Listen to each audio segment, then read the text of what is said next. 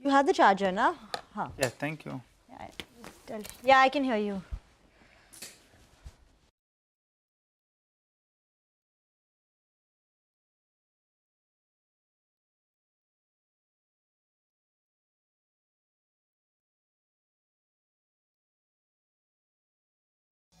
Go beyond market headlines to understand the reasons for the day's movers and shakers. And get your portfolio ready for tomorrow.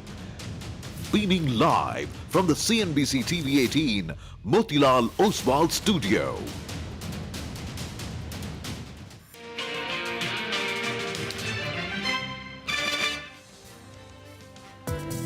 Modest start to the Asian indices as well, but they've opened higher compared to what we are seeing on the US futures currently. It's a mixed picture that is emerging as of now. The Nifty is also, by the way, crept back into the positive territory on a year-to-date basis. We're up about 1.7% or so. I think the Nifty Bank again holds the key because it's seen some bit of cool off from that 56,000 odd mark. And if the bulls need to fight back, this one will have to find its form. Reliance Industries has clocked in a very strong, steady and a good performance. The key positive was acceleration for Reliance Retail. 24,088 on the Nifty, about 0.12, 0.1%, so nothing on it at all. The Nifty Bank is, again, got nothing on it, 54,624 or so. At Kotak, we're penciling in about 12% earnings growth in FY26, followed by another 14% in FY27. We expect our OPEX to further moderate next year. Our OPEX growth last year was only 16%. We're playing in a very significant way in multiple segments. Benchmark indices holding with a gain of nearly 1% at 11 o'clock. The Nifty is closer to 24,250. Reliance Industries 4% up move. People at the entry-level segment have numerous demands on their income. Navy carried out successful multiple anti-ship missile firings in the Arabian Sea as well. Surge on the Nifty, 1,000-point surge on the Sensex. The bulls are making a comeback, and how?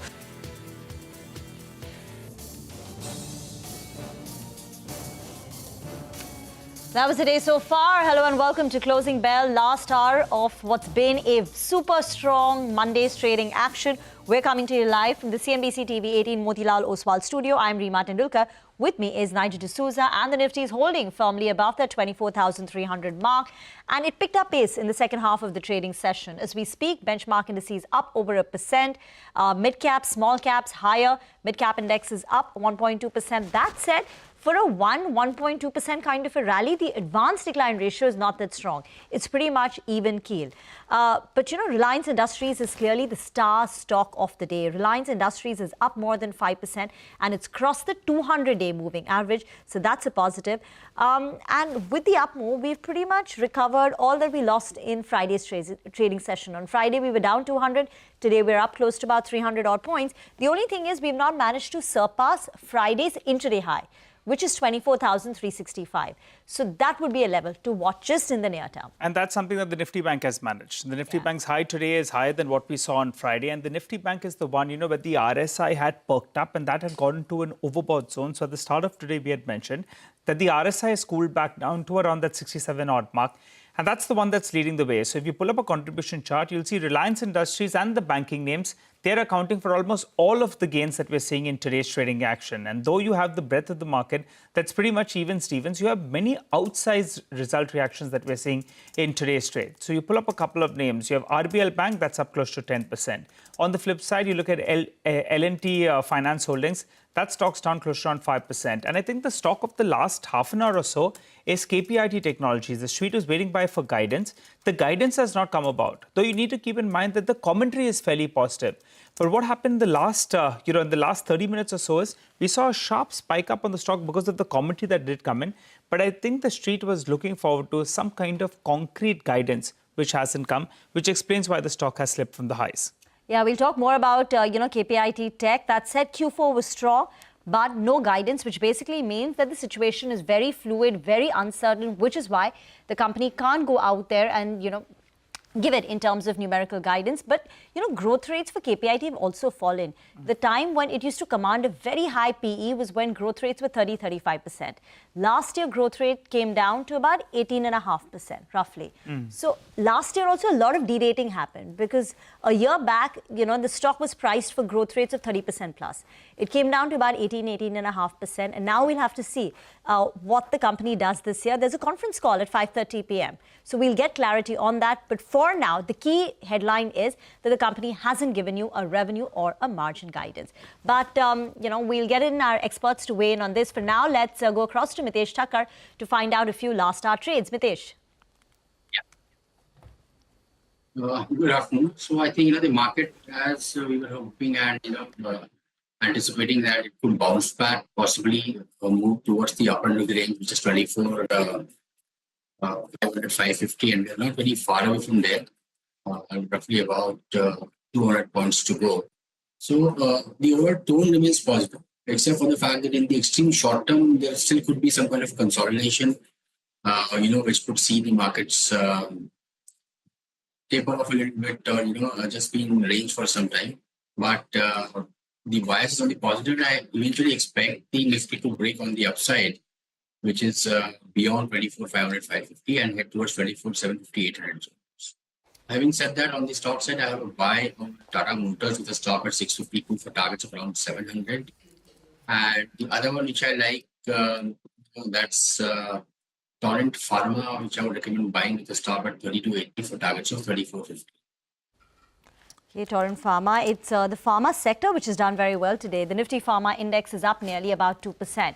But top owners go to Reliance Industries because that giant has woken up and is ready to fire. Reliance Industries is up 5%.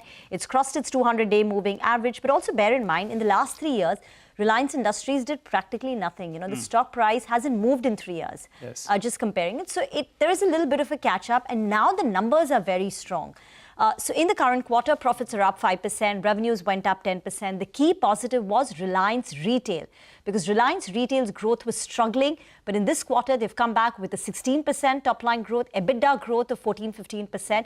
And to put it in context, for instance, in Q3, Reliance Retail top-line growth was only 7%. In Q2, it was negative growth. And that's when the street started getting worried about retail. But there is acceleration seen in that. And you know what Axis said? That the fact that they're managing to do it while, they're managing to grow in the current quarter, while optimizing their network, while making those investments in FMCG and so many other verticals, it just shows that the platform is now very mature and it's pretty much at an inflection point, according to some analysts. O2C was subdued, better than expectations. Jio clocked in a steady quarter, and new energy plans for Reliance Industries are also unfolding, and that has got the street excited. There you have, they've commissioned a gigawatt-scale solar module plant. Brokerages are bullish. Nomura says top pick in the energy sector. JP Morgan, Morgan Stanley, overweight. And it's also the first Indian company to have hit a net worth of more than 10 lakh crore rupees. So that is a milestone worth reporting when it comes to Reliance Industries. We'll get the disclaimer up for you on your screen for Reliance. But in the meanwhile, let's also get in Dipan Mehta. He's joining us on the show now. Dipan, Reliance Industries, time to buy? Hey, Nima, good afternoon, and thank you for having me on your show. Yeah, I think numbers were exceptionally good. I went through it in quite a lot of detail and very impressed with Jio numbers as well and with Reliance Retail. But the issue is that you are still buying 3 businesses in a single share. And if you're positive on one particular business, you can't buy into that specific business as an Indian shareholder. And that's where the problem is that, unless we don't have clarity on how the business is going to be listed separately, I'm not sure you want to buy the entire holding company per se. For example, I think Jio's numbers were exceptionally good, and it does show that telecom sector is doing very well. So if you want to increase exposure to telecom, you don't want to do it through Reliance, maybe you can better do it through Bharti. So that's the dilemma which investors are in. The same is with retail, and we saw numbers came from DMart as well, and I'm sure other retail companies also will come with good set of numbers. So that's what is happening, that if an investor wants to play a particular investment theme, or he is bullish on one particular sector, then that's not being offered by Reliance in its present form. At some point of time, we have been talking for several quarters that there has to be some clarity on the structure, on the listing. And if Reliance were to become a holding company, then the holding company discounts also will come into play. So while I think it's great from a Nifty perspective that the largest company has reported such great numbers, But when you look at individually, when you want to buy Reliance in a portfolio, sure, you will buy it because you want to track the Nifty. But whether you'll be overweight, I'm not so sure. Okay, all right. Well, hi Dipan, good afternoon and good to see you, Ben. You know, we had a news flash at the bottom of your screen that the long-awaited India and France, they have signed a mega 63,000 deal to buy 26 Rafale marine aircrafts, for the Indian Navy. So that's the big news point that was just flashed at the bottom of your screen. And you had the defense names itself that are moving higher in today's trading session. Any particular stock that's on your radar, Dipan? You have Bharat Dynamics that's up. HAL is buzzing in trade as well. One of the possible beneficiaries of this particular deal, between India and France could be Reliance Infra as well, but they will be doing the maintenance contractor work. That's in the years to come. Anything that stands out for you? See, not specifically related to the Rafale deal, but definitely I think Hindustan Aeronautics is certainly a stock. Again, disclosure, we and our clients are invested. And the reason for that is that the GE engines, as and when they start coming in, you will see a lot of improvement in the billing and the execution at HAL. And it's a large company. And I think order visibility also is quite phenomenal and critical to India's strategy to be self-dependent on defense. So very positive on that company per se. It has underperformed for some time now. But I think because of whatever's taken place in recent time, again, the defense stocks have come into focus and, understanding that these companies are critical to our security. I think they may see even more importance being given by the government, maybe more order flow, maybe more operational freedom. I don't know, but on the whole, I think it does put a spotlight on defense companies. But our top pick would be Hindustan Aeronautics. But investors need to hold these stocks for a long period of time because the billing cycles, the order cycles are very long. Got it. Okay, all right, Dipan. Let's focus on the banking names then. RBL Bank, that's passing in trade. It's up close to 10%. Citi is bullish on the stock with a buy rating, whereas JP Morgan is bearish on the stock. They have an underweight rating. Abhishek joins us to get us all of these details. Well, Abhishek, I don't remember the last time around RBL Bank was up 10%. Tell us more. Well, it looks like, in the con call, they have guided that the worst is behind, which is a common phrase used across various banks at many quarters. So Citi has actually a buy view and they have increased the target price to 230 from 215 that they had earlier.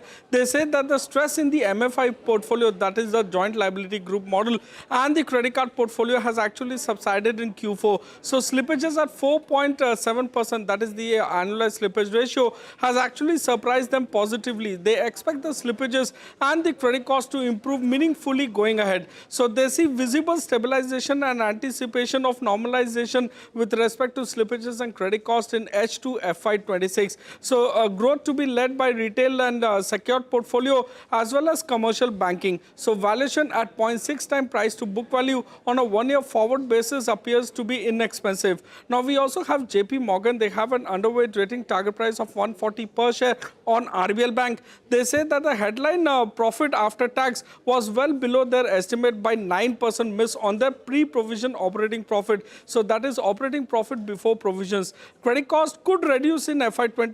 Valuations appear fair, but they think that there will be sharp improvement in return ratios, which may take some time. So they are still not, confident with respect to return ratios of the bank to improve in the coming quarters. CET1 ratio is at 12.8 to 13%. This can be interpreted that they can expect capital raising by RBL Bank, going ahead. So they expect the stock to remain range bound at lower levels. Back to you. Thank you. Sorry. All right. Thanks a lot for that, Abhishek. Well, Dipan, what do you think? As Abhishek says, the management believes the worst is over. But as Abhishek also reiterated, it's been a common phase. What do you think? You're going with Citi? Nigel, no doubt it is a cheap stock. But look, it's lost market share and growth certainly has been subpar compared to its peer group. It has had its share of problems with NPAs, uncertainty around management, and now seems to be like a great turnaround candidate. So yes, I think investors looking for increasing their exposure to banks and BFCs can consider RBL Bank, because from this point on, I think a lot of the bad news is in the price. And something which is very positive is that earnings also may start to grow. And because of uncertainties being done with, you may expect the P multiple or the price to book also start to look up. But there's one key factor that I should look out for in RBL Bank before you go a bit more aggressive. And that is, how is their loan growth shaping up? Have they got the confidence and the systems and the risk management policies in place to grow the loan book, which had been lagging for so long? And second, of course, is typically the CASA ratio, which will help us understand what the confidence of the depositors is there in the company. So you can certainly look at the stock in positive light, but the real conviction will come when you see the growth rates going back to higher than industry averages. Got that. That is RBL Bank for you. Dipan, KPIT Tech, would you be worried? I mean, it's no surprise that companies are refraining from giving a guidance and then having to change it. No one knows how this situation will play out. It's so fluid. But if you're an investor in KPIT Tech, how would you view this no guidance? No, I think it is disappointing, no doubt about it. And all these companies like KPITF and Tata Elxsi to an extent are feeling the indirect pressure of competition from Chinese EVs. And when this can change, we can't really say. And then, sorry, the companies that they are, the customers, they're going to get impacted maximum by US tariff policies as well. So with this kind of uncertainty, and anyway, the view on software is a bit negative, I would still say that these are good levels to kind of lighten up on KPIT Tech. No doubt a great company, fabulous track record, but it's in for some bumps going forward. And as investors, I typically say, and people a lot of kind of, don't like it, but investors are in a way fair weather friends. And the minute you see that there is some disturbance happening, you want to reallocate your portfolio. That's the sad truth. And, I think something similar can play out in KPIT also. And I'd like to be a bit underweight in the stock. What about Tejas Networks, Dipan? The stock had a one-way run and it's come down as well by the elevator. Sharp fall is what we are seeing. The problem in last quarter's numbers was there were a couple of one-offs in the operational performance, but the bigger problem is the order book. That's come down dramatically. However, there is a hope that maybe, in fact, there could be a big order in the offing, but that's been the case for the last couple of weeks. How would you view the stock at around 750? Sorry, I didn't get the Tejas Networks. Oh, Tejas Networks. Oh, yes. It's another company which is there on our watch list. Highly, highly volatile earnings, I would say, not just in execution, but also in when and the quantum of PLI benefits as they are booking. So I think that you keep it on your radar, look for some positive news, look for stability, execution picking up, and then maybe look at the stock more positively. But look, I think investments in all these kind of telecom networks is certainly going to improve. They haven't scratched the surface when it comes to exports as well. But the absolute dependency on government projects and related high level of debtors and all is a concern. So it's like a, kind of a mixed picture at this point of time. So it's on our watch list. I don't think I'm looking at buying it or would advise investors buying into the stock. That is, Tejas Networks for you. The company reported a loss this time. I think some of that BSNL deal that they were executing is also running off. Yeah. So till they get another BharatNet kind of, tender which comes to them, you are seeing that, order book also slowly start tapering off when it comes to Tejas Network. But the stock today has taken a big, big knock. Dipan, before we let you go, the big deal of the day, M&M and SML Isuzu. M&M seems to have got a very good deal. Stock is up. But SML Isuzu, after the kind of run-up, is now backtracking a bit. No, I read the news and I was quite delighted because as a disclosure, we have investments in M&M for our clients as well. I think it's a great fit. And this is one business which in a way had been lagging. When you think of M&M, you think about the auto, the UV business, the EV business, and the tractors. You never think about the basic commercial vehicle business. But this is a great fit. And it fills a nice void which is there in the product offering. So very positive on this development. It may not make a material difference in terms of profitability considering the size of M&M. But look, it's earnings accretive. And over a period of time, they will grow the market share. Look at M&M's track record when it has come to acquiring the tractor companies. They have acquired 2-3 tractor companies for the last several years or so. And they all have worked out very well for M&M. So I think they have a great track record in acquisition, at least domestic acquisition. The foreign ones haven't done well. Domestic acquisitions have worked out very well and eventually add a lot of shareholder value. So very positive on M&M and very happy with the deal that's taking place. Okay, all right, Dipan, we'll let you go at that. Thanks a lot for joining in. In fact, filling us in with your take on all of those stocks that we discussed. By the way, just keep an eye out on Bajaj Finserv. The stock in the last few minutes has suddenly slipped to the low of the day. So I think it makes sense to get up Bajaj Finserv, the stock, that's the way from the top. It's seen a little bit of a downtake. And I think the other index that slipped is the IT index. Just pull up the intraday chart out there because I'm looking at charts of TCS, Infosys. Both of them have come down. And I think you could see a bit of a downtick that we're seeing on the IT index from the high point of the day. The Nifty Bank is still holding with 650-point gain, but the IT index has slipped into the red. Slip into that short break, come back. We'll get chatting with Nikhil Ranka of Nuvama Asset Management. Stay with us.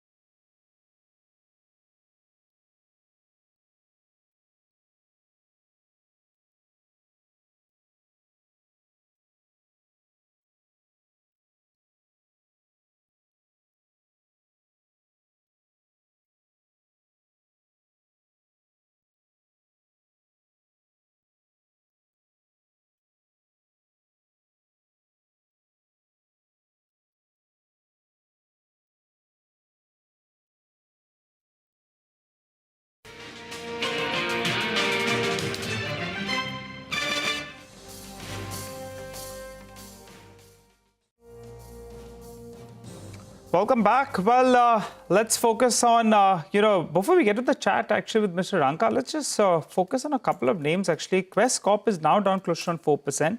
So that stock, in fact, has slipped. And KPIT, actually, the street is still split with regard to what they've seen from the company. Because the stock did go down to around 1,200 rupees. Now, quickly, it's bounced back. So it's a fairly volatile screen that we're seeing out there. But as promised, let's get in Nikhil Ranka, CIO Equity Alternatives at Nuvama Asset Management, who joins us. Hi, Nikhil. Good afternoon. Good to see you in. It's been a while since we spoke. What's your take on the index? At around 21,700. There was good reason for you to go ahead and buy because risk reward seems favorable. Now we're around that midway market, around the 24,000 odd mark. What do you think? Will it be a slow grind up from here on, or do you think there's a possibility we go ahead and test the recent low? So, good afternoon, Nigel, and thanks for having me on the show. So the last time we had spoken, Nigel, we were very positive on the markets because the risk reward seemed extremely attractive from those points, and we were expecting a 17-18% upside on Nifty. However, after the 10% move that we have seen from the lows, two things have happened. One, if you look at it, the initial part of the earnings season have actually seen some sort of earnings come cut through. So especially in the case of IT stocks, if you look at it, there have been 3 to 4% earnings cut on the large cap IT names. And to that extent, therefore, the consensus estimate for FY27 earnings, which was closer to 1330, 1340, is now down to 1310. And therefore, our view is from here on, we probably have a single digit upside on the markets. But then you have to also keep in mind that India could be a big beneficiary of flows in the near term. So when Mr. Trump got elected and came as the president, there was a trend of dollar hardening and a lot of money shifted to US. Now we are seeing the reverse playing out. Dollar index has moved from 109 odd levels to 100 now. And because of this, there can be a trend where money starts to move out of US and get back into emerging markets. And therefore, there is some sort of push and pull between earnings and flows, if you ask me. My base case is that we will consolidate in this band of 23,800 to 24,800 for some time. And then as things pan out, we probably break out on the upside. So Nikhil, how would you construct your portfolio now? What are the structural overweights? What are the tactical overweights? What are the sectors that you think will go through a little bit of pain, at least while we consolidate? So, good afternoon, Rima. My sense is, Rima, pharma is something that we should look at from these levels. The sector had got derated because there was this tariff issue that was there for the sector. But given the fact that India exports almost 50% of the generic requirements of US, my sense is we should not have significant tariffs that will come on pharma, and valuations still look pretty palatable for that sector. So that's one sector that we are positive on. In the case of IT, I would say in the near term stocks may consolidate a bit, but if you look at and go and analyze the period of COVID, because the uncertainty at that point also was extremely high, we found a very interesting fact that even in that year, the dollar revenues of companies did not degrow or degrew for a very small amount. So, Q1, Q2 for FY21 had declines in revenues. But then as you moved into Q3 and Q4, even though they are seasonally weak furlough quarters, we saw very strong growth in those quarters. My sense is history could repeat this time around. We will have some sort of softness when companies report earnings for Q2 as well. And then Q3, Q4 could start looking a bit strong for IT companies. The point is valuations have come down meaningfully for a large number of IT companies. And on an absolute basis, because there is no balance sheet damage per se in these stocks and sectors, they may not go down much. They may time consolidate for some time. And then we will see sort of up move coming back in these stocks. Tactically, one of the sectors where we feel this quarter could be the bottom of earnings is probably the MFI sectors. The initial commentary from a lot of names also, if you hear, RBL Bank also, if you see, even though numbers were not great, the stock did have a decent move today. Because this quarter looks like the bottom for most of the MFI names, and things should improve substantially as we move in the second half of the year. So that's a tactical overweight for us. Okay, all right, got that. Nikhil, just hold on to that thought. We have some very, very important flashes that are coming up for you on the screen. And I think you should keep an eye out there. The DFS Secretary has assured that life insurance industry on no action against bank assurance channel. Now, this is a very, very important news flow that's coming in there. And I think the most important stock should be up for you on the screen. SBI Life and HDFC Life, because they had a fair bit of exposure to the bank insurance channel. So both those two should come in there. Yash will join in to give us further details. But as of now, there's, the DFS Secretary has assured life insurance industry on no action against them. I think we'll have to wait by for Yash to join in. But I think both these two stocks should be on your radar. I think, do we have Yash with us? All right, we'll try to get in. But this should be some kind of relief that's coming in. We'll try to get further details on that front. Nikhil, how are you placed on the insurance companies? Some of these companies have not given any returns. They didn't really participate in the up move, but how are you all placed on them, the insurers? So we were a bit neutral, Nigel, on that sector, especially given the fact that when, the tax exemptions were taken away for investments amount beyond 5 lakh rupees, there was this concern that the APE growth will slow down for a lot of these companies. And we did see that trend panning out in the last 3-4 quarters where the growth for the sector had slowed down in that sense. But incrementally, I think, if all these concerns start to go away, growth can come back for the sector. And even if we have double-digit APE growth, given the fact that most of these names are trading at less than 2 times price to embedded value, there could be some upside in these names if these overhangs start to go away. You liked oil marketing companies when we had spoken to you last time. Now, yeah, go ahead. And now what is the call on it? So, Rima, if you actually look at the the sector fundamentals from the last time we had spoken, it's actually improved. The last time we had spoken, Brent was closer to $72, $73. As we speak now, it's closer to $65, $66, and we haven't seen any price cut happening on the petrol and diesel part. So in a sense, gross marketing margins, which were closer to 9-10 rupees the last time we spoke, those have actually now moved closer to 14-15 rupees. There has been 2 rupees of export duty that has come, but notwithstanding that fact, that will go to compensate the LPG losses that these guys are doing. And even if you look at GRMs, they are midway now. They aren't as high as $8-9, which they used to be, but they are still closer to $5. So a combination of these two things, one, GRMs are at decent levels, and second, marketing margins are way above what they used to be, should mean that as we move into the next quarter, because this quarter they will have some inventory losses and therefore reported numbers may not look good. But the next quarter should be very blockbuster for a lot of these companies. And stocks are still trading at closer to 5 times EV/EBITDA on an FY27 basis. So I still feel that there could be 15 to 20% upside more in these names as we go ahead. Okay, all right. On the back of those, that news flash that's up for you on the screen, which sources are telling our colleague Yash, the stocks that are moving to the high point of the day are, SBI Life, and that's because SBI Life has got close to around 60% of its business from the bancassurance route. So that's the reason why that one has spiked up. HDFC Life, that as well has got around 65% from the bancassurance route. So that's the reason that one has spiked up. We have ICICI Pru, which has close to around 29% of its business from bancassurance. And Max Life, that's the other one in there, with more than 50% coming in from the bancassurance route. So that explains why all these stocks are now moving to the high point of the day as we speak. I think Max as well should come up for you. Max, that one has spiked up. Yeah, at the bottom of your screen, you can see all the stocks that are reacting.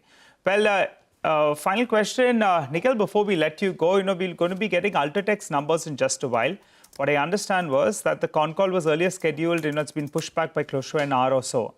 But what's your view on cement amidst all these trade tariffs that we're talking about? And if you're looking at a domestic play that's guarded from it, you're going to play the capex revival theme, then cement comes into play. And also the price action for April has been fairly encouraging. Your view on cement?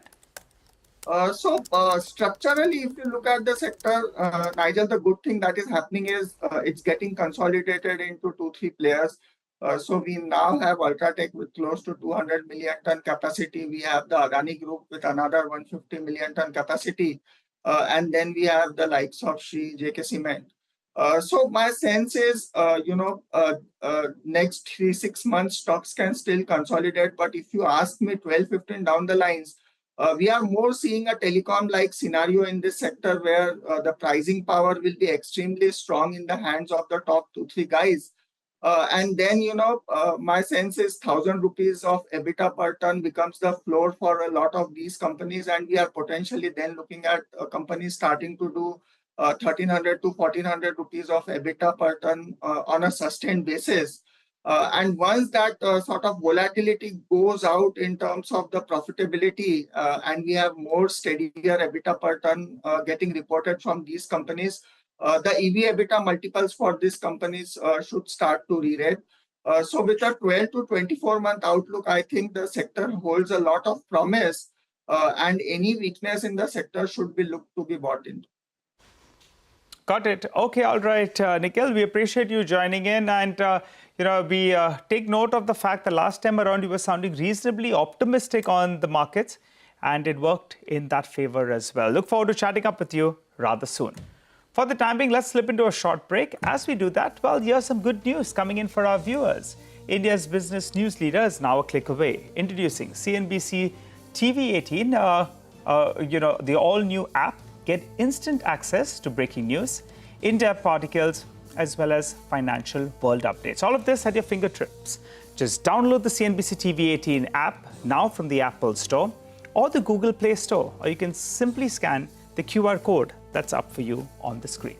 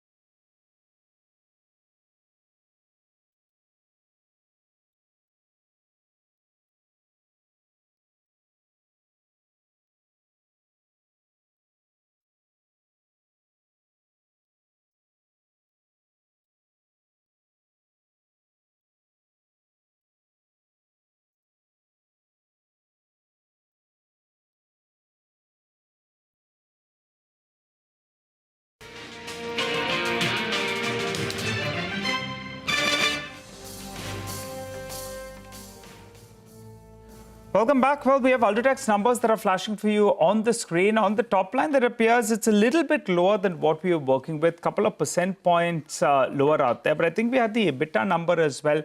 That should come up for you on the screen. The EBITDA number more or less in line, So I think it's around 1.5% to around 2% miss on the top line. That's further flown down to the EBITDA number. The street was a little bit cautious because they have a couple of assets now that have got consolidated within the entity. But for the time being, it appears it's not dragged profitability by a great deal. We'll have to wait to see further commentary in terms of what the management has to say on the path ahead, as well as how is their debt book looking. I think we have the commentary that's to the bottom of the screen. The volume number should come up for you. Just a minute, just trying to pull out that number. Consolidated sales volume during the quarter was around 41 million tons, which is a growth of close to around 17%. And excluding the acquired assets, the EBITDA per ton actually has come in at around 1,270 rupees per ton, because some of those assets that they've acquired, well, they'll still take time to come up to speed with regard to what Ultratech is doing. So a 17% growth actually is a good number. That's something that the street was working with. Volumes, no worries on that front.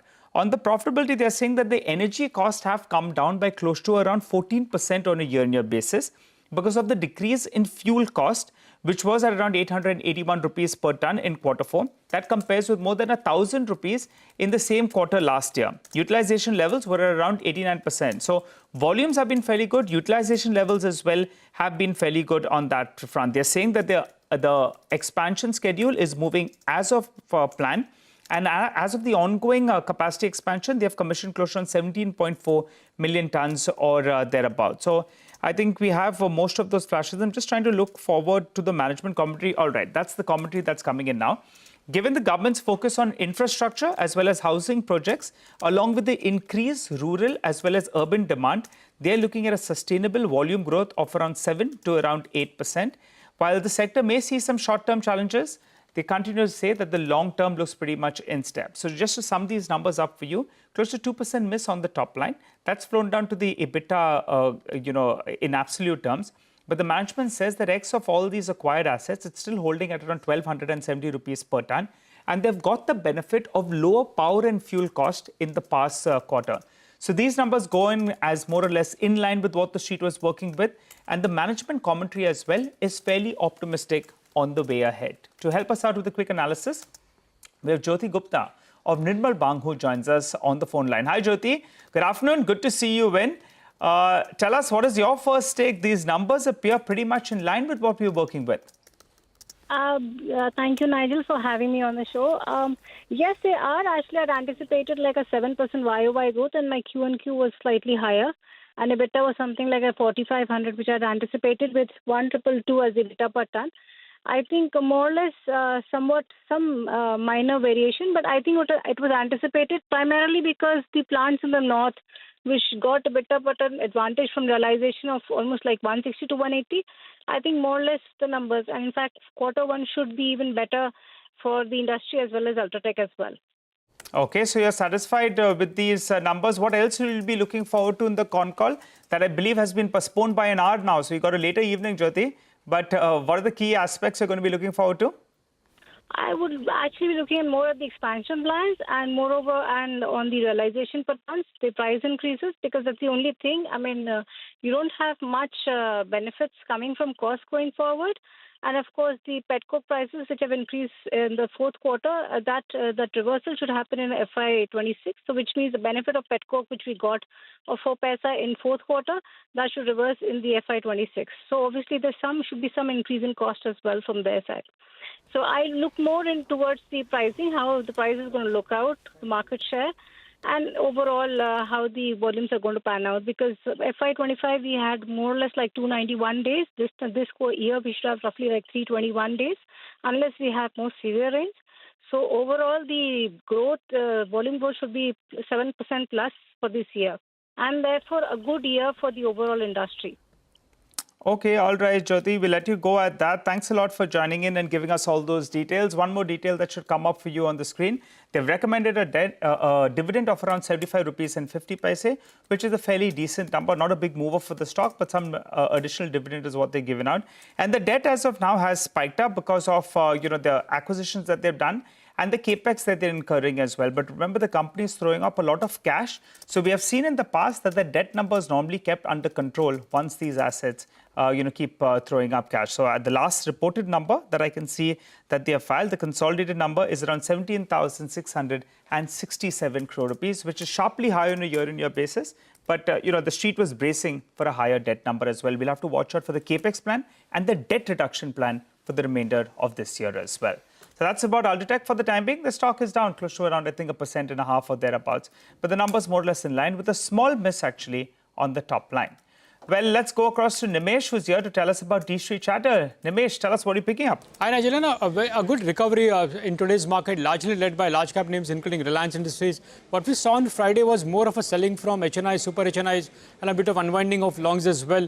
But the institutional flow seems to be quite positive. Even in today's trade, the buys is towards positive. And sectors which are well bid includes banks, PSUs, and the defense stocks. So these are the three sectors where there is institutional flow on the buy side. Having said that, earnings and the geopolitical risk, which is still not out of the way, that's going to be a key dominant factor, at least in the near term. So that's something to watch out for.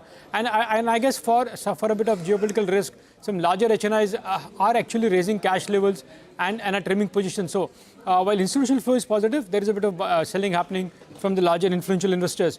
While everything is good, on the downside, watch out for 23,800 as a very strong support now on the downside. So that's the level to watch. But from an institutional activity point of view, the buying continues, and especially in the large cap names. Okay, watch for 23,800 on the way down. Buying continues in large caps. What about individual stocks? What chatter have you picked up, Nimesh? Hi, Rima. So the first stock in my list today is SpiceJet. That's been buzzing the last couple of days. The volumes have picked up. I understand there are very strong buy flows from larger HNIs in the last many days. And now there is a very strong buzz or an indication that the company is likely to raise funds via preferential issue, and some big names may come in the preferential. So that's the buzz as far as SpiceJet is concerned. The second stock, a couple of names where there is delivery-based buying, Bandhan Bank as well as in GMR Airports. GMR Airports lost 4% on Friday and has recovered most of the losses today. Bandhan Bank is still down, but there is buying, is what I understand, from large institutions into private banks, and Bandhan stands out today as far as flows are concerned. The third name is Hyundai Motors. Like what we're seeing in Maruti, there is selling pressure in Hyundai as well for the last many days. And I understand a large long-only fund has been an active seller in the last couple of days. So that's Hyundai Motors. And the last one is KPIT Tech. The earnings are today, so that's something to watch out for. But I understand there are block offers in KPIT Tech from larger institutions today. But do remember, most of the ER&D companies, after the disappointing numbers, have actually bounced on the higher. So need to see what KPIT delivers. But there are block offers from large institutions in today's market. Got that. Nimesh, KPIT numbers were just out a while back. Oh, I missed that. Yeah, so Q4 was actually very strong, but just to inform you, they haven't given an FY26 guidance. Okay. So they've abstained from talking about putting a number to what FY26 will look like. But Q4 was strong, 3% top line growth. Order book picked up by, I think, about 18-19% on a quarter-on-quarter basis. Stock is holding up with a gain of about 1%, but it's a stock which has lost 35% from its 52-week high, which was a level above 1900. But conference call is at 5:30 p.m. today, so that's going to be very, very crucial to track. Mitesh is now back with us for a few last trades for BTST. Mitesh? I have BTST on AU Bank and UPL. AU Bank, I would recommend a BTST with a stop at 683 for targets of 700, while UPL, again, a BTST here. We'll keep a tight stop around 672 and a target of 688. Got that. Let's move on and talk about the flashes which you could see on your screen, because it could be a major relief for life insurers. Sources tell CNBC-TV18 that the government may not take action against life insurers over the use of bank assurance channel. Yash joins in with the details he's picked up. Yash. Well, Rima, this has been one issue which has been, scaring the industry, if I could say that, because bank assurance to a large list of listed companies contributes majorly in terms of the entire sales which they get. Now, what we've been given to understand is that just last week, life insurance CEOs had a meeting with Department of Financial Services Secretary M. Nagaraju. Of course, various things were discussed in the meeting. The company made presentations on how the persistency for the sector has been very strong, how the mis-selling numbers have been close to negligible, how the industry has emerged as a major contributor when it comes to government securities. But one big takeaway, according to sources, that emerged out of this meeting is that the Department of Financial Services Secretary M. Nagaraju has indicated that there won't be any action when it comes to restrictions on the bank assurance channel. What we've been given to understand from our sources is that the Secretary acknowledged how bank assurance going forward will be a very, very big and an important channel when it comes to taking insurance to every household, life insurance to every household, and hence the growth in the bank assurance channel is also very important. As I said, the industry had also presented how the cases of mis-selling are near negligible, and this was the remark which was also made by the Secretary, saying that as long as these numbers do not swell up with the increase or the expansion of the bank assurance channel, then the government would not have any problem with an important channel like the bank assurance. As I said, the regulator had indicated in the past that they wanted to restrict bank assurance channel, restrict concentration of business through one channel. They would ideally want 50% of the total distribution to come from bank assurance, but with the assurance coming from the government and the acknowledgement how big this channel can be, provided that the cases of mis-selling remain restricted, it is going to be a big, big relief for the life insurance industry. Well, Yash, and if I remember correctly, the ones that got hit the hardest were the likes of SBI Life, Max, as well as HDFC Life, right? So I think that's why we're seeing a bigger fill-up on those. If you could help us out, if you have some numbers off the cuff, I think 50 to 60% is from the bank assurance route. Is that correct? Well, that's correct. For HDFC Life, SBI Life and Max Life, starting with highest being SBI Life, after that Axis Max Life, and then HDFC Life get significant contribution from their bank assurance channel. And of course, these guys also have their parent banks as the major, bank assurance partner. For SBI Life, it's State Bank of India, HDFC Life, HDFC Bank, and Axis Max Life, Axis Bank as the major bank assurance partner. So of course, in that order, this is a big relief for all these companies. Okay, all right, Yash, thanks a lot for that. Let's get in Sudeep Bandyopadhyay, Group Chairman of IndiTrade Capital, who joins us. Hi, Sudeep. Good afternoon. Good to see you, Ben. Any view on these insurance companies? As Yash says, there's a relief that's come in there. Earlier, there was a fear that they're going to be restricted on the bank assurance front. But that seems to have some kind of leeway has been given. Your view on the stocks? Good afternoon, Nigel. I think it's definitely fantastic news for these three companies, particularly which you highlighted. SBI Life gets a significant part of their business from bank assurance channel through SBI. Same is the case for HDFC Life and Max, which gets it through Axis Bank. So this, kind of news is a big, big relief for these companies, because building, agency channel requires quite a lot of time and effort, and, would have been extremely difficult for these companies to keep up the momentum, assuming there were some restrictions on bank assurance channel. So yes, big relief. And, obviously market is giving a thumbs up as far as these stocks are concerned post this announcement. Of course, overall, we are positive on insurance, and we do like these companies as well as LIC. Okay, all right. Sudeep, just stay with us for a bit. Let's get to another story. Sources are telling CNBC-TV18 that the government may allow the Chinese companies to apply for the electronic components PLI scheme. Ashmit joins us to tell us what's the proposal and what's the news piece out there. Ashmit? Well, an important development, this, especially given as how a large part of the global value chain, especially for components, rests in China. So we understand that the government has taken a decision to allow Chinese companies to partake as a part of the electronics component PLI. However, there are a number of caveats that need to be borne in mind. Chinese companies cannot come by themselves. The caveat has been spelled out very clearly by the government that the only manner in which Chinese companies can partake in this electronics component life cycle is to basically come via a JV route. They have to form a joint venture within Indian entity. That's point number one. The second aspect is the the management and control of the joint venture will have to necessarily rest with the Indian entity. So there has to be a stake of more than 51% or more as far as the Indian entity enjoys as a part of this joint venture. As far as what the Chinese shareholding could be, well, that's again an important caveat to be borne in mind. For certain specific critical components, the shareholding for Chinese entities may be allowed to go up to as high as 49%. But for the other components, the shareholding of Chinese entities could be capped at no more than 26% or 10%. These are various slabs that the Chinese companies, depending on the component, will have to work with. The other aspect which is critical is that there necessarily has to be a transfer of technology aspect.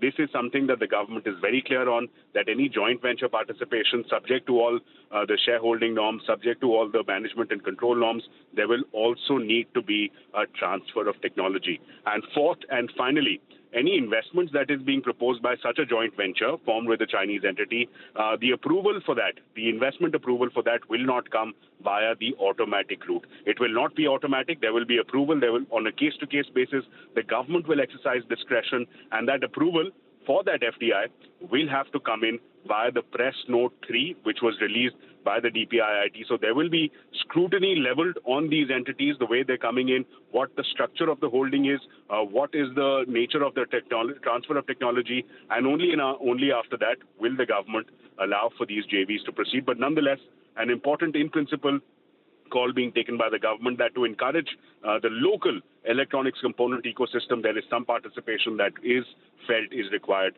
from the Chinese counterparts. Back to you. Okay, Ashmir, thank you very much for that. That's a big story, but lots of riders in place, so China will get a leg in.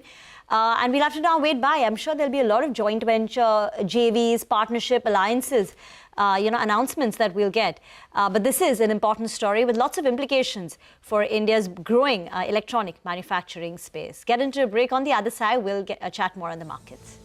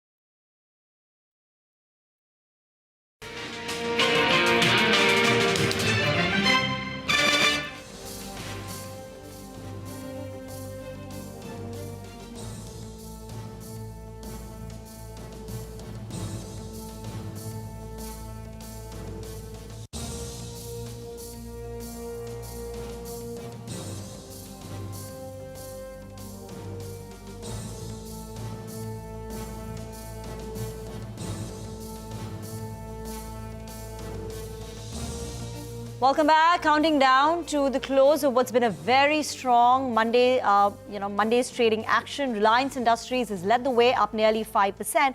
But TVS Motors is the other one you need to watch. Stock is spiking as the company has beaten street expectations. EBITDA margins at 14% is ahead of street expectations of about 11.5%. The stock is spiking, now up more than 3%. The CNBC-TV18 poll was 13.3% versus that. TVS Motors margins have come in at 14%. Bottom line has seen a surge of 75%.